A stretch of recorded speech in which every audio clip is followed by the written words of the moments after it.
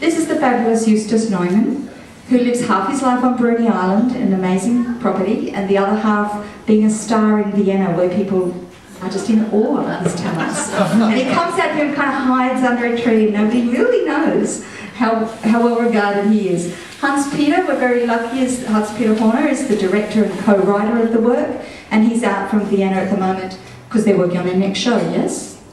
On Bruny Island. So we might start with this whole Austrian, how does someone start in Austria and end up at Bruny Island? So Eustace, would you like to tell me how we got lucky enough to find you and keep you? Hello, everybody, hello. It was now 28 years ago that Eva, who is here, organized a tour of a one-man show through Australia. We met in a coffee house in Vienna. She had just studied everything about Australian film. I had this Kill Hamlet show ready to go to America. And after a bottle of Glenfiddich, we decided to tour it through Australia. And so we played here in the backspace, and we were walking. Someone took us for a walk on Mount Misery. I don't know if you know Mount Misery's hewn way. And then one guy said, look, you can buy this mountain for $16,000.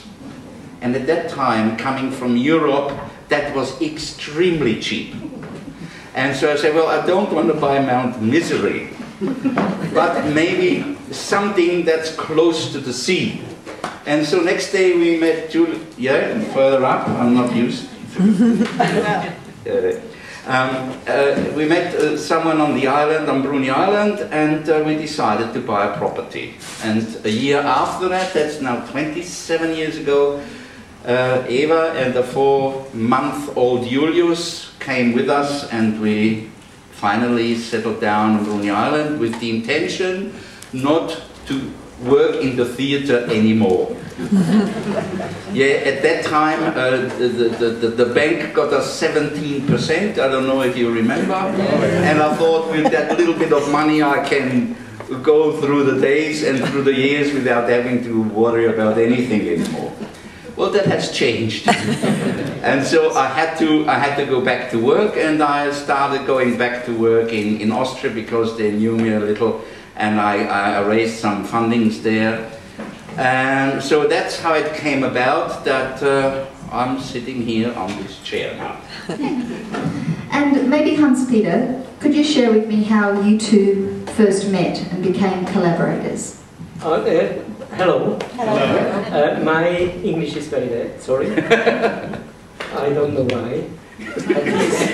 He's my English teacher, so. So I was, it's also over 20 years ago, I started to work as a director in Vienna, and I was jogging on the street, and someone called out to me, if you do jogging so slowly, then you will never be a good director. I looked, who is this guy? And it was Eustace. And so we started to say, okay, let's see us for a coffee. That's normal in Vienna, it's like in Australia, so let's see us for a coffee. Forget it, you will never see this person. But Eustace and me, it was a bit different. We went to the coffee house, and there we started to talk, and we was sure that we had to do one performance together. One production together, yes. And so it's more than 20 years ago, and we have done now with Alzheimer's the 9th production together, isn't it? Yeah, that is the story. Yeah. And so let's go to this show, the Alzheimer Symphony.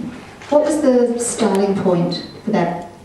What was the idea that generated and grew to become the show? Where did it begin? Well, first of all,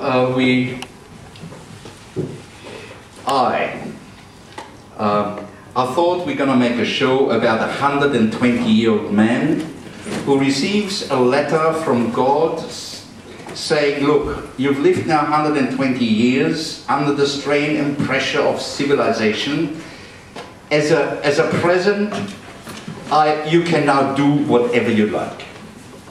And this old man decides to become a terrorist. Because he's been quite annoyed with all the things he had to go through in his life. And he didn't agree. He thought it was a pretty bad idea. And so, as I thought, well, we're getting older, I'm facing problems, the back, the mind, and so I'm confronted with aging like everybody else. But with the theatre, I have the chance to sort of do some research, see how I can transpose or to transfer this fear that we all have naturally in us into something productive. So I do sometimes use my problems to get them into an artistic or into a way that I can and have to deal with them. It's a little bit like, yeah, there's a word in English that doesn't come now. Therapy? It's therapy. Yeah, thank you very much. So it's a kind of therapy that, and I sort of found that working with it and going through all these readings and research so has taken a lot of fear out of me. And being able now to present it and pass it on, it really makes me feel that it's got a bit of meaning. Usually theatre is fun, or it passes one ear in and out, but this show sort of gives me the feeling I'm doing something that is reasonably good for our little society in Hobart and around Tasmania. Wow. Hans, do you mind invite Hans? I remember there was something in that process where you had your original idea about the 120-year-old man. Wasn't there a book that you used as a springboard for this show, or that informed it? It was from Martin Sutter, a book where there was first time I was really confronted with Alzheimer's. He used this kind of Alzheimer's as a criminal. You know, if you as a criminal, wie ein Krimi. Like a criminal story, like a criminal story, you know, like a thriller. So there's someone getting Alzheimer's, and so if someone has Alzheimer's, then he goes back, and he goes back with his rememberings. He can go more back as a normal person. Yeah. And so I was really completely surprised. And I thought, this is fantastic, that you can go in your remembrance with this, that is always, is it a sickness, or is it a, was heißt Zustand, is it a condition, or so I don't like to say it's a sickness. And so I talked to Justus. I guess that is really an interesting topic, and so we met some people, a doctor in a hospital, and then we saw also really old people living really in a interior, was that Umgebung? In an environment. In an environment from the 60s, and that was so. We were so touched that we said, then we decided we have to do a show about this Alzheimer's.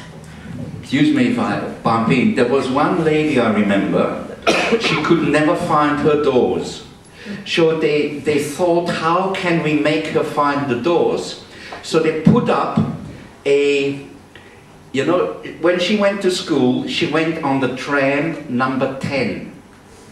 And that tram number 10 at the station had a special sign. the 10 was almost Art Deco kind of number 10. So they put that sign above her door, and from then on she found her room all the time. Because this is what she remembered. But the new number up there was nothing to her. And and this doctor sort of treated all these patients in very personal, and they got the story out of them, and sort of, if it was some kind of dinner set or so, they got it all in the sort of age they found themselves in the disease. So if they were 25, so they found out what was relevant when they were 25, and with this sort of environment, these people gave us the feeling they were rather relaxed and happy. So you've done your research and decided on your topic. What's the process from there for the two of you to build this into a theatre show? What steps do you take? Well, we work with improvisation. The first part is that we research, and then we sort of have it in here. And then we start improvising. Hans-Peter takes the camera and gives me a task. How does he walk? How does he speak? What age is he? A little story from your childhood. And I improvise, and after having 30, 40 hours of film, we then say, this is good, we could pick this, and we cut it together to roughly 1.5 hours. Then we read it, we'll look at it, and again we try to define and say, here's something missing, here we need to have more of this, and then once it's finished, or sort of finished as a script, then we go back and learn it again. Then I learn it by heart, and then we start to rehearse for something like 4 to 6 weeks, and try to get what happened in the moment, in the improvisation. We try to regain these moments and sort of play them. Hopefully as good as it was, as it came natural in the first improvisation. And so in the past, what would happen, if I've got this right, the Viennese government would often give you the money to make a work. Then Eustace would come to his property at Bruny Island, invite his collaborators, which includes Wolfgang Kalal, the technical designer, and Hans-Peter, and they would work on Bruny Island to create it, and then pack it up, pop it in a shipping container, go to Europe and spend how many weeks? 8 weeks is roughly. Perhaps one part of our group is also Greg. Oh, and he is from Hobart. Yes. Yeah, not originally, but... so it's a truly international collaboration. Yeah. So Greg is a local designer. He was the designer at Terrapin Puppet Theatre and still is for many, many years. So that's the kind of core creative team. They'd make the work, tour to Vienna, and play it in the circus tents and the festivals and win lots of awards and do that kind of thing. And then come back here, and often these shows were done in German, and that might be the end of it. It might get a little play here, but they didn't always go much further. So this is why, I mean, it's a secret to know that Eustace has been on the island making these beautiful works, and they really haven't gone very far afield in the Australian context. So you're improvising. There's something else you told me last time you were here, Hans-Peter. Don't you starve him when you're rehearsing? No food. Starve. Fasting. Fasting. we do this since years, yes, 1 week, and this time we started to fasting also. We did not succeed. 2 hours. So when you did succeed, how long was the fast? What was the process? The longest was 7 days. No food? Yes, no food, only drinking, only drink just champagne? fruit juice. No alcohol, no coffee, nothing. And that makes us look, I'm now 85. 105. You can't tell. Now tell me, what does the fasting do for the creative process, or are you just trying to get your abs looking good for the season? We don't want to look too angel-like. No, we do it because of this. Right? Yeah, and because to sort of look after ourselves a bit. I mean, it contributes towards our... We've got a beautiful environment down there on Bruni, and I think to work in this environment is a pleasure, and if you have a little fast on top of it... But I guess it's after 3 days, it's really interesting. Your mind is more open. As I would say, yeah, it's a bit like a after trip. the first 3 days, he always start to fight. That's me. I become always a bit angry. But after 3 days, I forget this, and then I guess it's a good inspiration too. Also it's yeah, for me it's, I guess. Yeah. So this show previewed in a little tent that Eustace built, a beautiful little tent. It's kind of the mini Spiegel tent of Tasmania.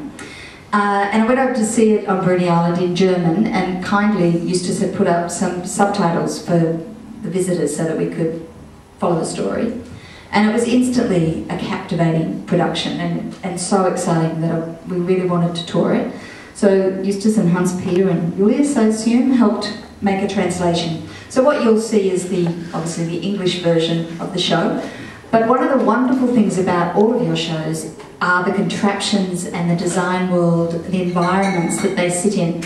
And this is Greg Methe, the local designer's work in collaboration with the team. Do you want to talk about how you guys work visually and perhaps this set in particular?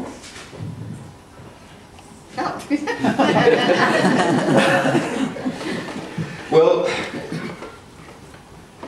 Alexander Calder does that.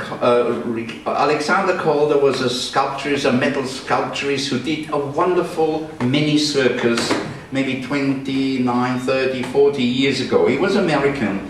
And I approached Greg Methe something like 10 years ago and said, I'd like to make a little mini circus. He made this mini circus out of just wire, yeah, but these little puppets, and it was just a ring as big as this. It was room theater, and these puppets could yet jump and hook into each other on the trapeze, and the lions could eat another little puppet. It was absolutely beautiful.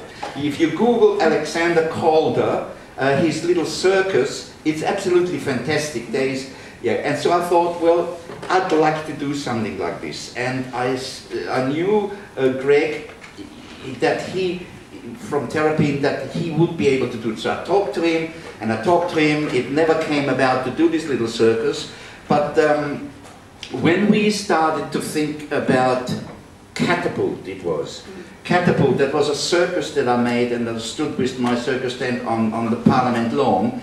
I approached Greg, and he made some wonderful catapults and some horse racing devices. I don't know, maybe someone has seen it or heard. It's absolutely fantastic. He is a genius. He is an absolute genius here in Tasmania, and he knows everything about, I don't know, engineering and mechanics. And so we said, look, in this isolation of this Alzheimer guy, whose name is Ferdinand, this Ferdinand lives in his world. So how can we get his world, where he has to make his coffee, where he wants to have a shower, where he's got his library, how can we put that into a little planet, into a little... so he made us a kind of a trolley. It's like a wheelchair that all around has got kitchen, bathroom, table tennis, all these things that work absolutely perfect. I cook myself ham and eggs and have toast on stage, and it sort of gives the whole play an artistic, or it gives it this, on one side, this loneliness of the person, and yet that he can do anything. He can still do anything. And there's one of the major sentences, and comes more often, is, I can do it. I can still do it. And yet each time it's done, it's sometimes a little bit different. But it's relaxed about that journey to doing things slightly differently, but still doing them. Shakespeare, that's another kind of common thread through a lot of your work, and this one starts with a speech from King Lear. What's the... Well, we said, what do we establish? This character, what is he, where does he come from, how can we establish this forgetfulness that all of a sudden disappears? And I, as an actor, know that the fear of losing my lines, of forgetting my lines, is always present. And so we thought it's an elderly actor, a King Lear, an actor who plays King Lear, who in the middle of this famous monologue out of Act 3, Scene 2, blow, winds, blow, crack your cheeks, he forgets this line on stage. And this is the starting point. He then tries to revisit the words through the whole play until it comes into a how would you describe that? It goes full circle, really, the way he approaches it. Yeah, it doesn't make sense anymore, but it doesn't matter. It doesn't matter for him anymore. He lives with it. He has sort of accepted the fact, and that's, I think, an important thing. That if you become, if you get into the grip of this situation, that you have to accept it. And then it might lead you somewhere where you have never been in your real life. That's beautiful. One of the things I think we can share with this special audience is that that speech is seen 3 times in the play before, all up I think. So you see an actor giving the King Lear speech and forgetting his line. Then you see him using some props to help him remember the speech, like a checklist. And then there's another revisiting where the props are there. They don't remind him of the right lines, they remind him of something else, but that's okay. And that's kind of that acceptance that rolls with the production. The other thing that I just want to share is we took Eustace to Victoria, freighted the beautiful little world across to Melbourne for a national showcase where people who buy shows from around the country come to look. And for me it was amazing. It's a bit like, you know, a car expo or something. It's a bit commercial. It's there to chuck on the show, buy it or not. It's a bit of a rugged environment. There's some pretty tired old people in the audience that see a lot of shows all the time. Eustace came out to do the first 13 minutes of the play. And often people try to squash the whole show into these expos, but with this show you can't. You have to go, it's a slow burn. You've got to go on the journey and ride it, and then it just gets deeper and richer as you go along. So seeing Eustace as a performer do the first 13 minutes and absolutely be in the performer's space, not shaken by the whole market experience. To watch the faces on those buyers just soften and be captured, and then the deep sigh that happened when he finished was beautiful. And I think that's the difference. Often people move around on stage, they don't bump into the furniture and they may entertain you, but it's rare that somebody truly transforms themselves and the experience for the audience. And I think that's what people will get when they come to see Alzheimer Symphony. It's a quite extraordinary performance. Well, perhaps I can say something to Eustace as an actor. There in Vienna, Vienna is an actor city for theatre. Vienna is like Hollywood in movie. Yeah. People in Vienna really like theatre, and that's so many people like also to work in Vienna. And there are really many very important person would say Eustace is one of the best actor in Vienna. And this is a compliment. Yes. Yeah, this is a compliment. When someone say this, then you know that he is a really good actor. Yeah, and that is also something for me a bit a secret. I work as a director also with really a few stars also. And but Justus, he in fact, he is a farmer. He lives, it's crazy, he lives here on this island, he has to feed his chooks and do all this stuff, and he has a big property, how do you say, property, so he has really a lot of work. And when I leave him, he stopped to be an actor for sometimes 1 year, 1.5 years, and perhaps for me, I sometimes guess this is the secret that he could keep. Really, this that to be a good actor, this is always a secret. If you would know how to become a good actor, yeah. If I would know it, how to do it, then I could go to Hollywood. It's not easy. But this is really a secret. This man work out a show. He come to Vienna. He is everybody's happy that he's here. And then he goes back and is a farmer, and that is really great. Revenge, hang on, a little revenge here. I know we're smearing grease, but I honestly say without Hans-Peter all this wouldn't be possible. He's an ideal guide for an actor, and the way he approaches me and his creativity, his fantasy is absolutely helping me to be what I'm the one standing in front, that's my advantage. And it's the same with So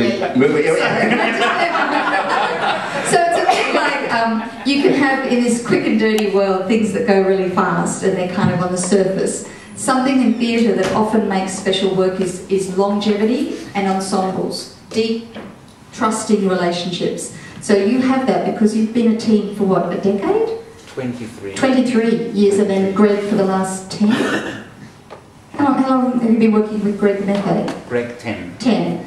So there's something, it's a bit like slow food, you know, if you take your time and you get the right ingredients and you make sure they're just so, something extraordinary comes from that. So would you like to talk about what it's like to grow in a working relationship with someone over time? What's the benefit? Well, we started off quite badly. We had a lot of discussions, we had a lot of arguments, we left the space, we were angry at each other, and we thought to ourselves, it's like a relationship that has to grow, and I think in the last 2 productions we haven't really argued anymore. We know each other. There was one production where we really got into the Gilgamesh epos. I don't know if you heard the Gilgamesh epos we made together, and there we took on the philosophy of a guy called Krishnamurti, A.G. Krishnamurti, not the one that is in the Indian meditation circles.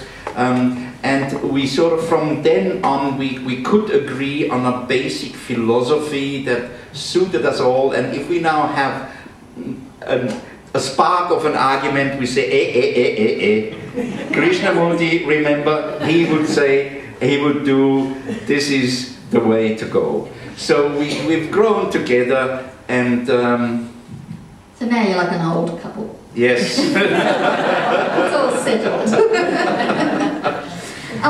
Now you've got a new adventure that is going to happen on Bruny Island. Do you want to share about the School of Creativity? I think there's some flyers on your seats. Yes. Well, looking into my old age too, acting, traveling is getting me more tired and more tired. So I have started the idea of having a School of Creativity and Confidence on Bruny Island. So I myself, I'm actually, it might not appear that I'm basically a very shy person. I went through a lot of problems, despair, being not able to speak in front of people, to relax, to sort of be myself. And going through this process of acting, becoming more and more confident, knowing what it's all about and what I sort of experienced, I have the feeling that now is the time that I could pass it on. So I created this School of Creativity. It's on the website since today, and in late April and May I'm going to have 9 workshops in the Adventure Bay Hall. They are one-day workshops, 6 hours long, where I, if you wanted to go into the website, it will easily explain for whom it is, what's going to happen, but principally it is a way to overcome all these fears that grow with us as we age along, and to look at them, to look at yourself, to look at your potential, look at your creative potential, which is sort of leveled out and flattened by the way we have to lead our lives, to dig that up again and find maybe a bit more meaning in life. So that would be the idea of this school. And so along with the school, Eustace came to me the other day and said, I've got an idea for a new show. And what's it called? How to be a snowman in the desert. And so to this same marketplace that I'm talking about in Victoria with the presenters from all around the place, he's decided he's going to go in and in 13 minutes break down all the barriers, shake them all out, get them engaged and being playful and creative. And I was talking at the selection panel last week in Melbourne about this, and they all went, let's do it. If he can shake us out, we'll buy the show. So we're going to see how that goes. And we might actually want to do a test for that concept. So people like yourselves, if we've got your contact details, if anyone wants to leave them at the end, we'll add them to the database. I need to rent an audience to come and let him practice it before he goes to Melbourne. So if anyone's brave and wants to have a bash at that, we'll gather a bunch together and see how much he can free up all your creativity. So maybe at that point, are there any questions that anyone would like to ask of Eustace or Hans-Peter about either the work or their lives or whatever? Eustace, can you tell us whether young people will enjoy the show and what they'll get out of it?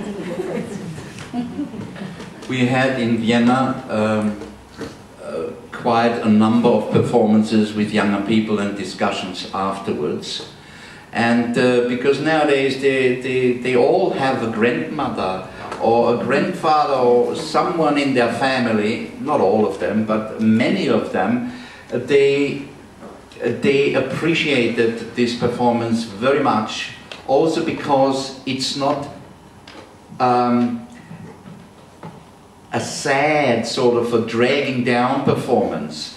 There is so much childlikeness in these people, and that comes out in the character, and it is sometimes extremely funny.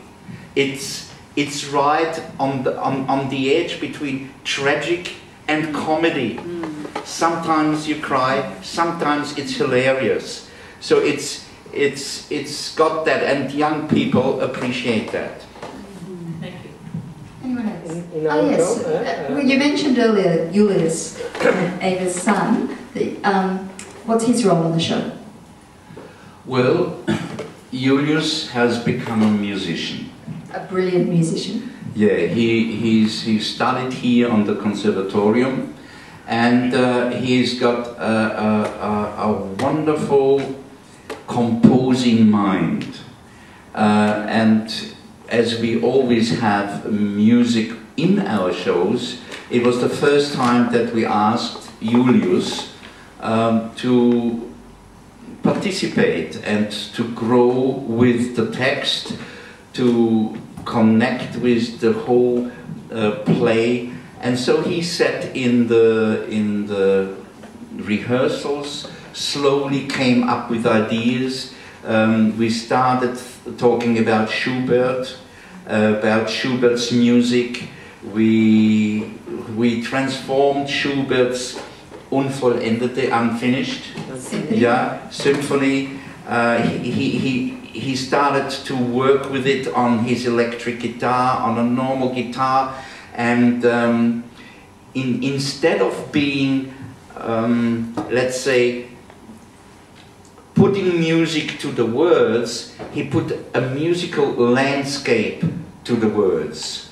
So it's not like a song, or here is a sad word, we put a sad tone in. It's sort of a vibration that goes through the whole piece, which really, I think, hits the point, the confusion of Ferdinand in his little chair.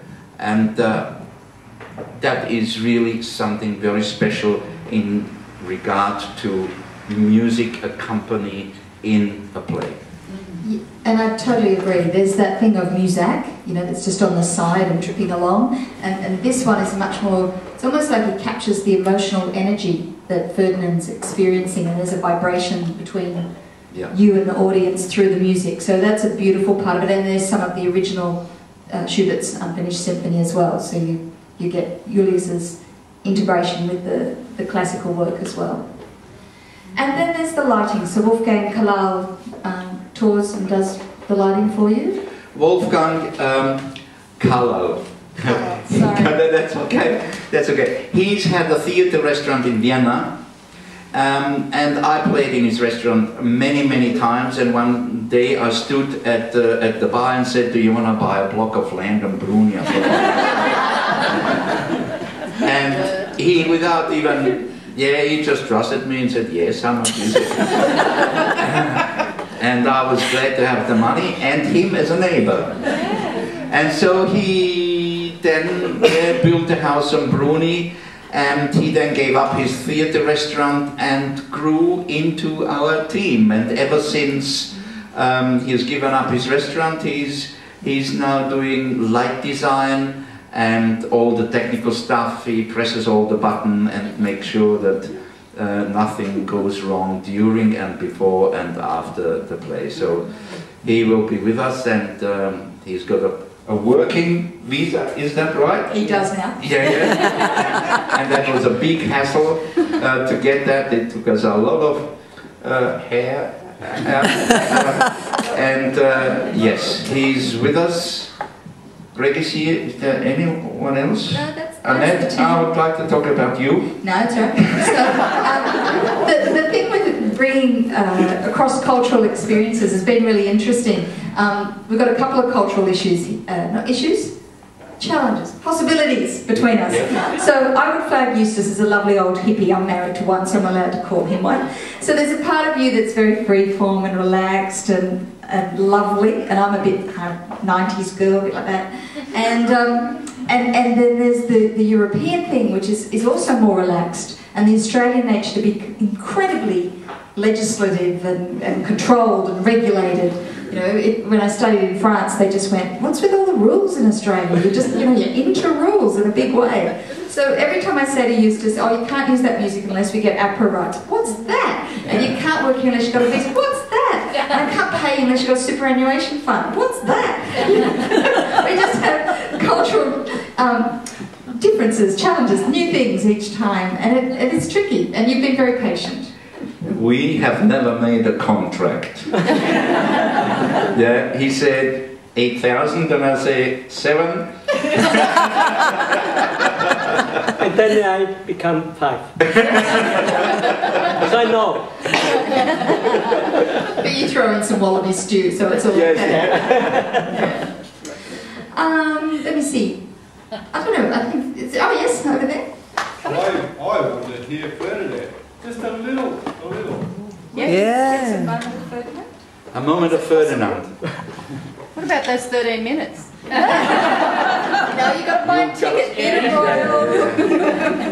Well, at one stage he says, and I've got it in German, all right? I go there. The first cow I ever... No, that was later. The first cow. When did I see my first cow? With grandmother on Sundays when we drove through the country with grandmother and there was a cow standing in the paddock, she would always scream, "Look, a moo cowie." Every animal we saw had an E at its end. Horsey, doggy, sheepy, rabbit. Rabbit. No, it doesn't work. The E doesn't work with rabbit. That's very important.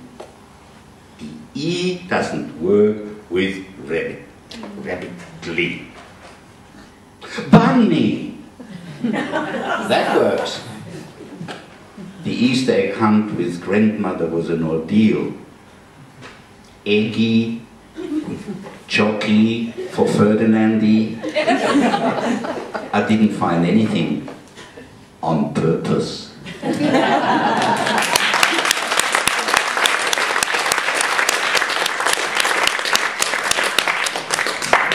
I think that's a lovely note to wrap on.